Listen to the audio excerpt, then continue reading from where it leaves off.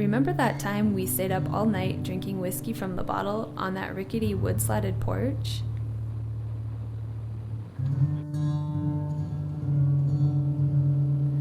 We went outside to be alone together. We talked in slow motion while the muffled clamor of the party rose and fell behind us until it finally died. You remember? We peered out from under the eaves, the night sky sharp and clear, and the stars uncounted above our heads. You said that marriage was just an invention of the bourgeois right before you tipped your chair backwards over the rail and tumbled headfirst into the bushes. You might play coy, pretend you wouldn't have held on to a fleeting moment for all these years, but I know you. You'd remember. That night on the porch, I lied to myself. I wanted to see you as this beloved thing, not strictly needful of me, but of a welcome distraction. I sneaked out of your place, soaked in early morning light, with a token in my saddlebag, a favorite t-shirt, haunted by your scent. Your overcoat grazed my shoulder on the way out. Guilty as I was, it startled me, but when I looked back, you were still sleeping. You hadn't exactly remained theftless either. Over the years, my willingness to remember you the way you were has faded, and my memories have grown slowly intertwined with what I wished had happened. Nested deeply together, the threads of the real have become impossible for me to tease apart from the imagined.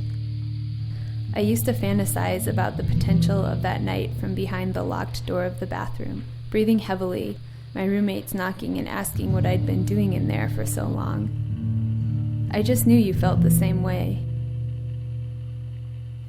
When the phone rang late one night, my husband answered. You hung up at the sound of a man's voice, but I knew it was you.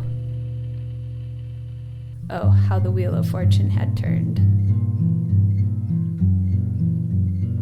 Most nights, I dream that I'm lost in a frozen field. Bright flecks of white fall from the flat gray clouds suspended above me. My eyes are stinging, vision blurry, but I think I see people in the distance. Maybe I'm trespassing on their farm. I crouch down and splash my thighs with muddy snow to try and hide, but I know they will hunt me down like quarry. I know they will find me, and it will be bad. Then I wake up. He mumbles, "Go back to sleep, it's just a dream." But I can't. These are the hardest times. I want to be alone. I am alone, mostly. But memories have to count for something. Driving is my escape, a meditation. That's how I discovered your hiding place. East of the Cascades, a gravel drive, a mailbox with your name on it. I'm steadied on the miles ahead, carting with me only snapshots. I guess it's fitting that I'd discover you living out here alone. You were always effortless and light, propped up by the earth itself. I, on the other hand, am subject to gravity, even rust. I am a wagon left out in the rain with a smaller wheel, harder to turn on the rough grass. On my way to meet you, a bittersweet voice wafts in from the radio. Throw your loving arms around me. I am weary, let me rest. When the dust settles from the gravel drive, I wonder if you'll still recognize me.